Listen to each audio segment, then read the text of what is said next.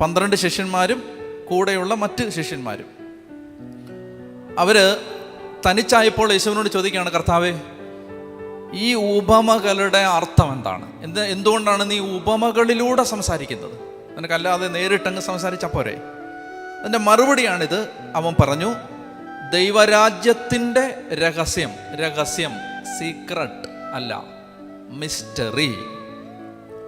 Secret എന്ന് പറഞ്ഞാൽ ഞാൻ ഇപ്പോൾ നിന്നോട് പറയുകയാണ്, നീ ഒരു രഹസ്യം ആരോടും പറയരുത്. ഒരു രഹസ്യം ആരുടെയും കുറ്റമായിരിക്കും, അല്ലെങ്കിൽ എന്തെങ്കിലും ഒരു ഇൻഫർമേഷൻ ആയിരിക്കും. അതാണ് രഹസ്യം, സീക്രട്ട്. മനസ്സിലാവുന്നോ? അതല്ലിത്. ദൈവരാജ്യത്തിൻ്റെ സീക്രട്ടല്ല, മിസ്റ്ററി. മിസ്റ്ററി എന്ന് പറഞ്ഞാൽ എന്താണ്? മിസ്റ്ററി എന്ന് പറഞ്ഞാൽ എപ്പോഴും ഒരു ദൈവികമായ സാധനം. എത്ര അറിഞ്ഞാലും പിന്നെയും അറിയാൻ ബാക്കി നിൽക്കുന്ന ഒരു നിഗൂഢത. അതിനെ ശരിക്കും മലയാളത്തിൽ പറയണമെങ്കിൽ ഇങ്ങനെ പറയാം, നിഗൂഢ രഹസ്യം. ദൈവികമായ ഒരു നിഗൂഢ രഹസ്യം. എന്തിനെ സംബന്ധിച്ച? ദൈവരാജ്യം.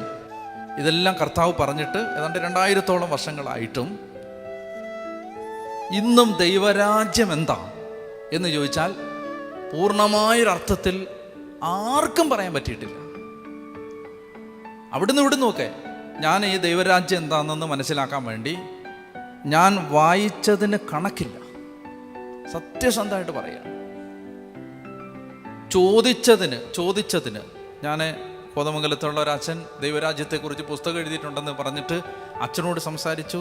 ഒരുപാട് പേരോട്, എനിക്ക് പരിചയമുള്ളവരോട് പറഞ്ഞു തരാൻ കഴിവുണ്ടെന്ന് തോന്നിയവരോടൊക്കെ ഞാൻ ചോദിച്ചിട്ടുണ്ട്. ഒത്തിരി കാര്യങ്ങൾ പലരും പറഞ്ഞിട്ടുമുണ്ട്, എല്ലാം ശരിയാണ് താനും.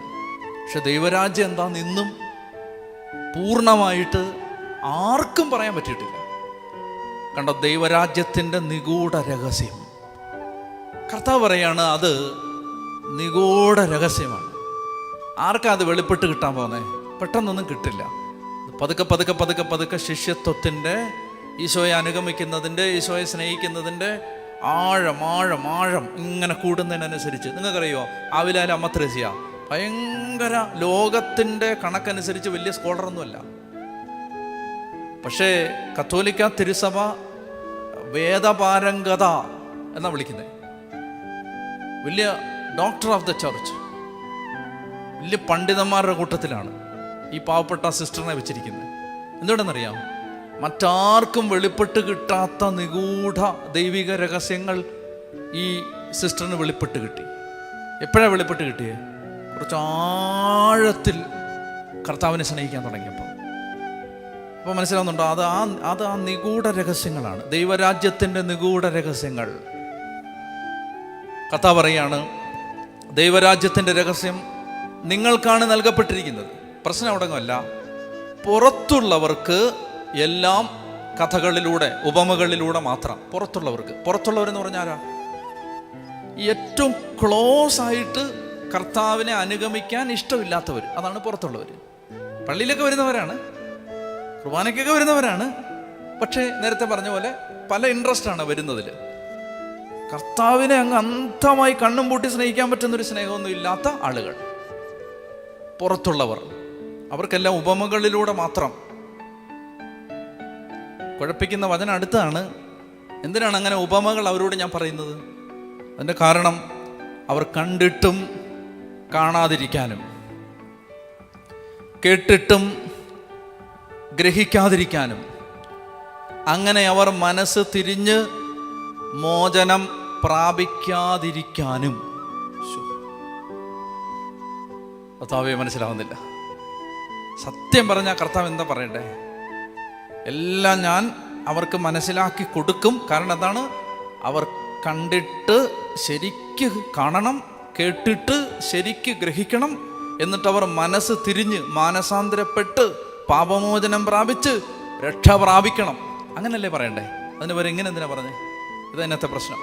കണ്ടിട്ടും കാണാതിരിക്കാനും, കേട്ടിട്ടും ഗ്രഹിക്കാതിരിക്കാനും, അങ്ങനെ അവർ മനസ്സ് തിരിഞ്ഞ് മോചനം പ്രാപിക്കാതിരിക്കാനും. ഇതാണ് കർത്താവ് പറഞ്ഞത്, കേൾക്കുവിൻ. നിങ്ങൾ സാധാരണ മനസ്സിലാക്കുന്നത് ആവണമെന്നില്ല ദൈവവചനത്തിൻ്റെ അർത്ഥം. ശ്രദ്ധിച്ച് കേൾക്ക്. ഉണ്ടോ? നേരത്തെ പറഞ്ഞില്ലേ 2 തവണ, 3-ാമത്തെ വാക്യത്തിലും 9-ാമത്തെ വാക്യത്തിലും പറഞ്ഞില്ലേ, ശ്രദ്ധിച്ച് കേൾക്ക്. കേൾക്കുമ്പോൾ ഒരു കഥയാന്ന് തോന്നും, പക്ഷെ ശ്രദ്ധിച്ച് കേൾക്ക്.